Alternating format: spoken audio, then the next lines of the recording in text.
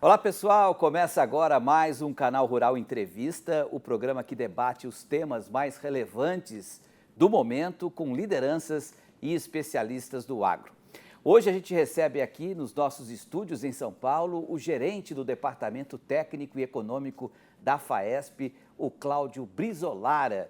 Nós vamos falar sobre gestão, sobre perspectivas para a safra de verão, seguro rural e muito mais. Cláudio, prazer tê-lo aqui. E é importante a sua presença para trazer para o nosso produtor importantes decisões que ele vai tomar sempre ao longo de uma grande safra. Obrigado pela participação. Imagina, eu que agradeço o convite, Petrin, é uma honra conversar com o Canal Rural aqui, representando a Federação da Agricultura e Pecuária do Estado de São Paulo. Vamos falar um pouco sobre o clima, né? A agricultura nunca teve autonomia total sobre o clima, obviamente depende de São Pedro, né?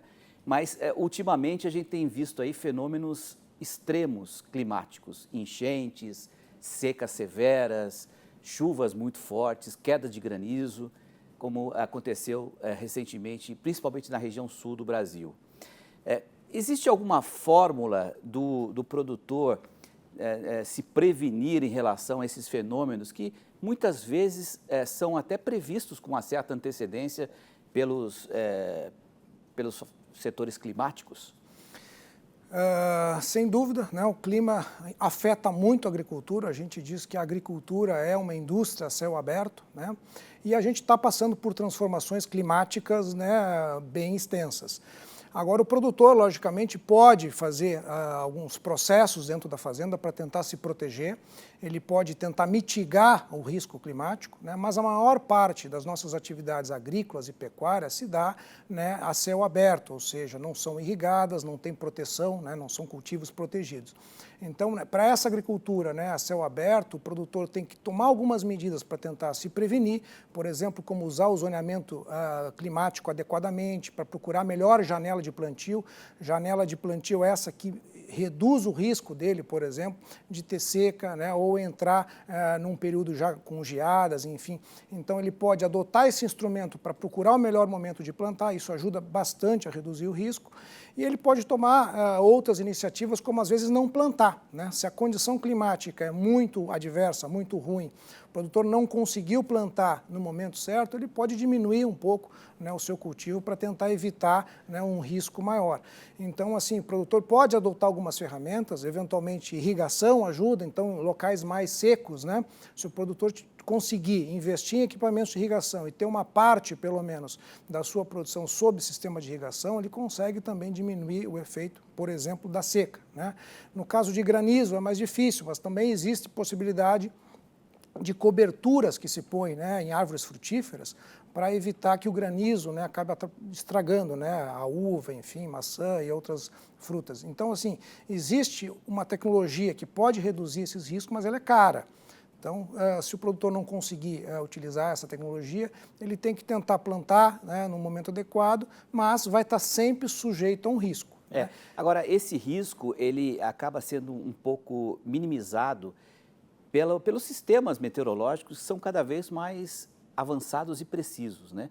A gente vem falando aqui sempre, todos os dias, sobre o fenômeno El Niño, que já transformou, né, o mapa das chuvas no Brasil, né? O sul que estava seco, está chovendo demais, o norte que estava chovendo demais, agora está um pouco mais seco.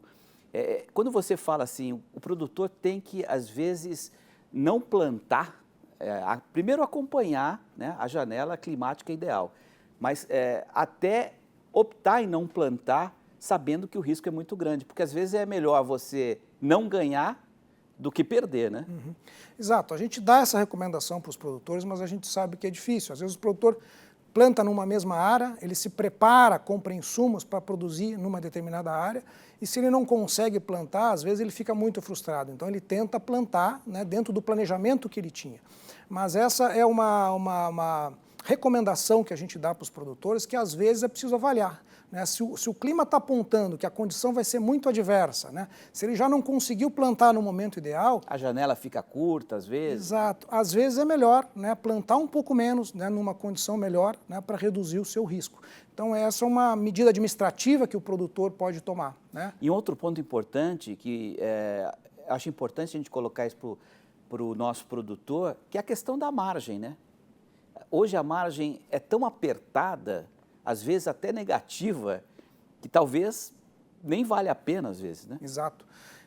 Em determinados momentos pode-se ter uma margem maior e dá para correr talvez um pouco mais de risco, né? Isso. Mas nessa safra em específico, por exemplo, a gente viu a margem do produtor se comprimindo muito, os preços caíram, né? Os custos não se reduziram na mesma magnitude e o produtor então está correndo um risco maior. Então nesses momentos é melhor administrar a situação para não acabar tendo um prejuízo depois que ele vai levar anos para recuperar. Né? Então, sem dúvida, tem que administrar isso. E outro ponto importante, Petri, é que o produtor está usando cada vez mais tecnologia, né? E a tecnologia é cara. Então, o investimento em máquinas, em insumos é cada vez maior. Então, o valor do investimento do produtor por área é maior. Então, o seu valor em risco também é maior. Então, cada vez mais o produtor precisa administrar, melhor gerenciar os seus riscos dentro da fazenda. O ideal é que o Brasil tivesse um sistema de irrigação sustentável, né, que não dependesse tanto assim de São Pedro, como a gente viu, por exemplo, recentemente lá em Petrolina, né, quando se usa a água do Rio São Francisco para a produção de frutas ali, e frutas de qualidade que são exportadas. Então, eu acho que o Brasil, um dia, quem sabe, pode encontrar esse sistema, né, de utilização de irrigação sustentável, de captação de água. Rio Grande do Sul está investindo agora nisso também, né? Sem dúvida. Você acha isso importante, não? Muito importante, né? O Brasil tem uma cobertura de irrigação muito modesta, né, comparada com outros países, e eu acho que usar essa tecnologia pontualmente, principalmente nessas regiões onde a gente já tem um histórico, né, de deficiência hídrica, né, déficit hídrico, Rio Grande do Sul, oeste do Paraná, né? Então, talvez fomentar projetos de investimento nessa área, em regiões específicas, é fundamental para equilibrar a nossa produção. Sem dúvida. E a gente precisa avançar também, Cláudio, não sei se você concorda comigo, na questão dos modelos de seguro, né? A gente está muito atrás em relação aos Estados Unidos nessa questão do seguro. O que falta para que o Brasil tenha um modelo de seguro como, por exemplo, nos Estados Unidos? Olha, faltam muitas coisas, né? Mas tudo passa, eu acho, por uma compreensão do governo, né, de que essa ferramenta é importante, né, para que ajude, então, a gente desenvolver. O seguro é um instrumento privado, então a gente depende de seguradoras, resseguradores, reguladores, né, como a SUSEP, no caso, mas é importante entender que a agricultura é uma atividade de risco, que está sujeita a um risco catastrófico, e que o governo tem que ter uma participação maior e um apoio nessa área, assim como acontece, né, em todo o mundo, né? Então, nos Estados Unidos, por exemplo, o governo coloca mais de 50 bilhões de dólares no programa, né? Aqui a gente está brigando agora por R$1 bilhão para a nossa agricultura. Então, assim, o governo tem que ter uma compreensão de que precisa ajudar mais, né, para a gente poder fazer com que esse programa ganhe musculatura. Mas nós temos várias coisas para fazer, para tentar equilibrar a carteira das seguradoras, né, nas diferentes regiões do país. Acho que o produtor precisa também comprar um pouco mais essa ideia, né? O produtor precisa comprar a ideia, precisa entender um pouco mais dessa ferramenta e como ela pode ajudar. Até para ficar mais barato, né? Exato. E compreender que o seguro também não é para o produtor ganhar, não é para ele ter uma rentabilidade, é simplesmente para proteger ele nos momentos de dificuldade, para reduzir as perdas, né? É uma ferramenta complementar.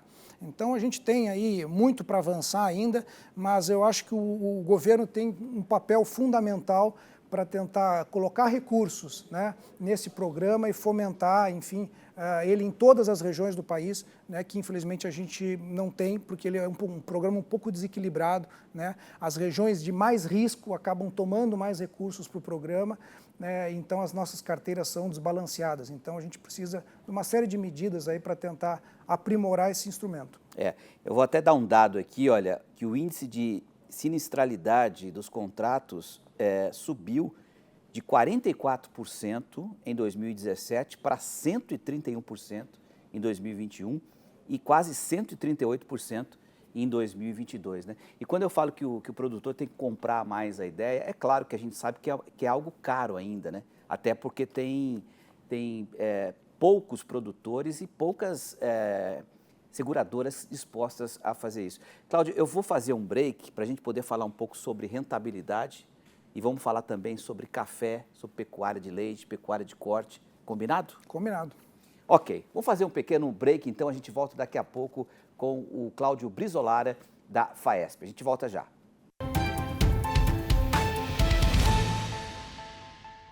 Estamos de volta com o Canal Rural Entrevista, hoje recebendo aqui o gerente do Departamento Técnico e Econômico da FAESP, o Cláudio Brizolara, para falar um pouco agora sobre rentabilidade, né? Margens apertadas, e é sempre um desafio para o produtor, né? Se proteger nessa situação. Do ponto de vista econômico, quais são as suas dicas aí, Cláudio? Olha, as nossas dicas para os produtores é para que eles conduzam as atividades, né, com muita parcimônia nesse momento, né? Nós vimos os preços das commodities se reduzirem, né, drasticamente, então soja, milho caindo aí na casa de 25%, 30%, né, junto com outros grãos. A pecuária de corte também, uma diminuição de preço aí na casa de 35%, o leite, né?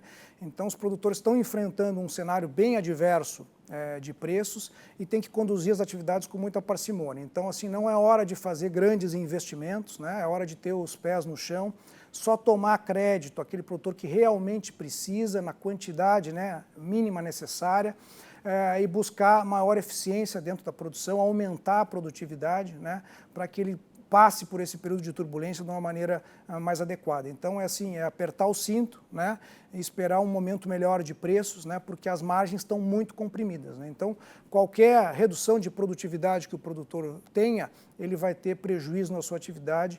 Então, não é hora de grandes investimentos. Eu acho que é hora de ter um pouco de cautela, né, para se manter estável na produção. Você citou rapidamente a pecuária, né? E a pecuária tem uma diferença em relação à produção de grãos porque ela é cíclica, né? E é mais alongada. Então, um produtor que, por exemplo, tem uma vaca leiteira e que o leite não está dando margem, não pode matar a vaca, né? Tem que aguentar a vaca e esperar a melhora de preço. Eu queria que você falasse um pouco sobre esse setor, né? Tanto a pecuária de corte, mas principalmente a pecuária leiteira, que vive um momento que o pessoal está sofrendo muito com a importação de leite do Mercosul, principalmente leite em pó, né? O governo está tentando encontrar alternativas para incentivar, para desincentivar, na verdade, a importação de leite. Mas eu queria que você se referisse agora a esses produtores, tanto o produtor de leite e o produtor de corte da pecuária em relação ao atual momento. Sim.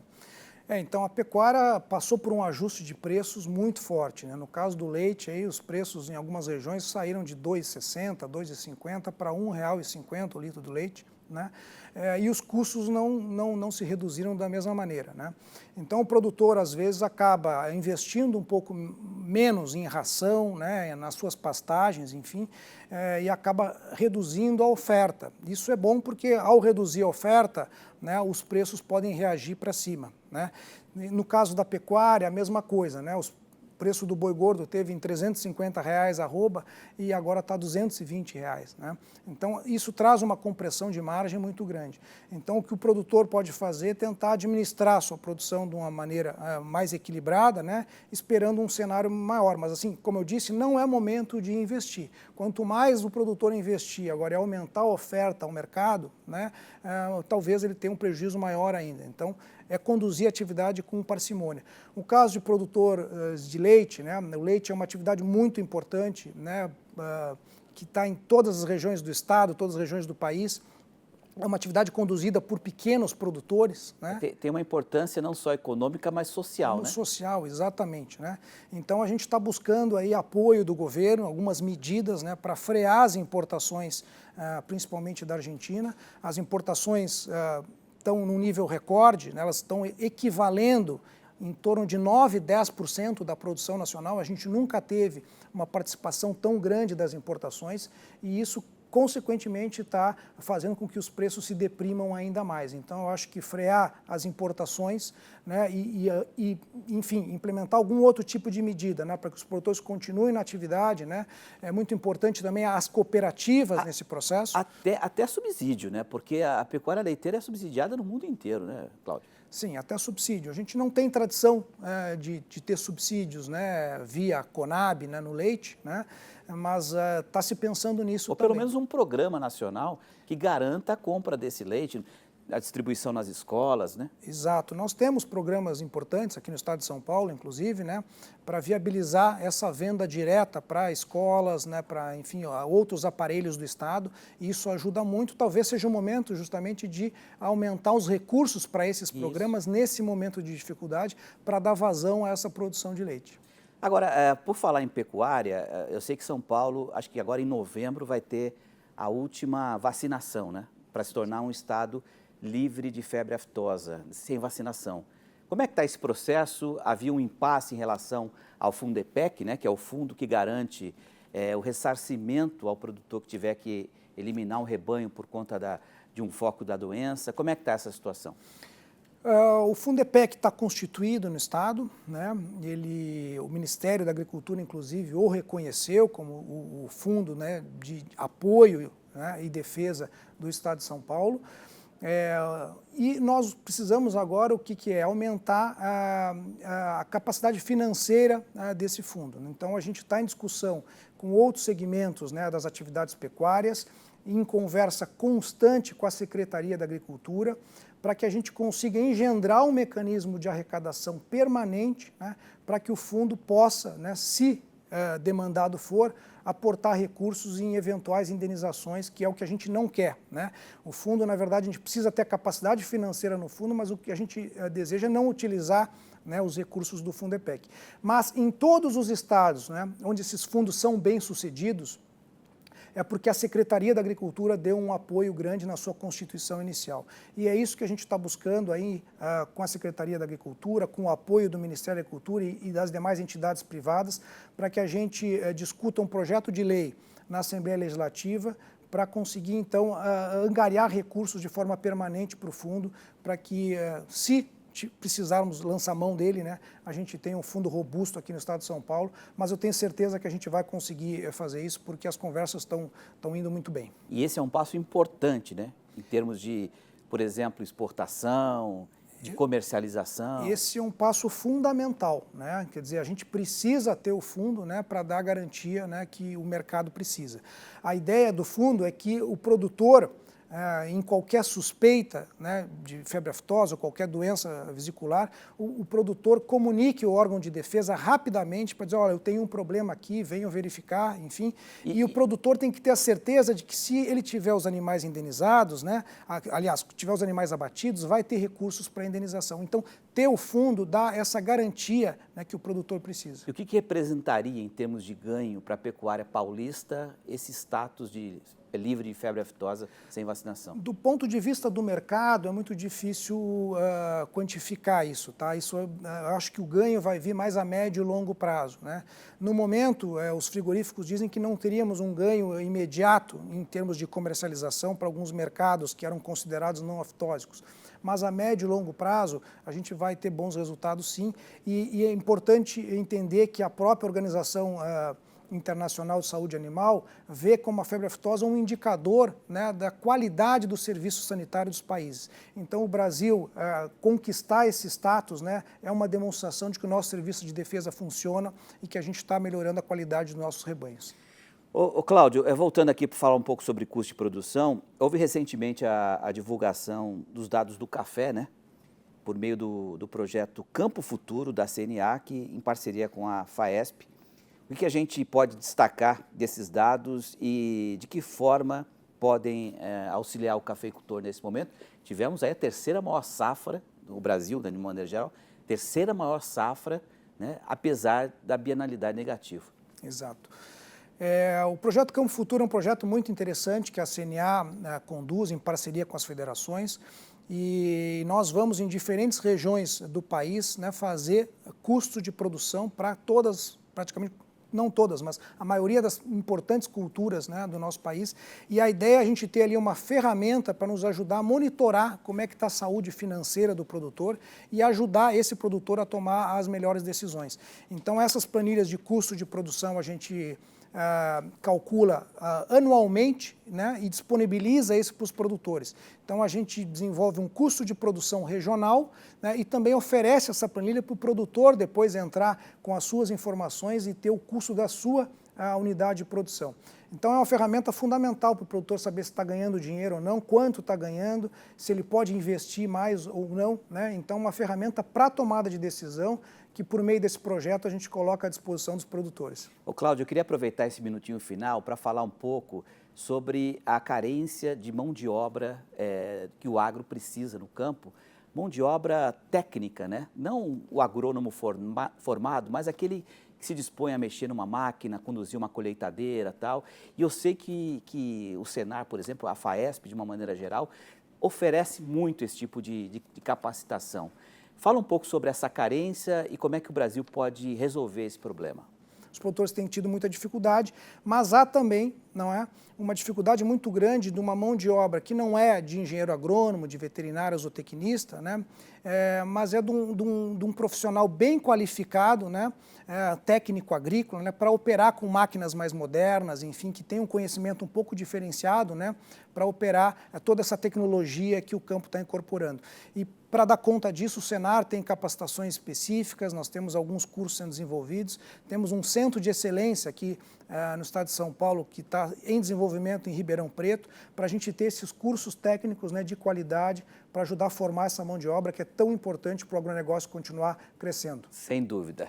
Cláudio Brizolara, que é gerente do Departamento Técnico e Econômico da FAESP, obrigado pela sua participação, passou rápido e outra vez espero que você volte ao Canal Rural em breve aí. Obrigado, Cláudio. Muito obrigado, Petrin, é sempre um prazer estar com vocês aqui. O prazer foi meu. Bom, e o nosso programa está chegando ao fim, quero agradecer a presença então do Cláudio e se você quiser rever esse e outros programas, acesse a playlist do Canal Rural, Canal Rural Entrevista. Vai lá no YouTube, lá tem a playlist do Canal Rural Entrevista e você pode acessar. A agricultura vem sendo desafiada e a gente sempre aqui nesse programa traz soluções para você, produtor. Obrigado pela audiência e até uma próxima oportunidade. Tchau.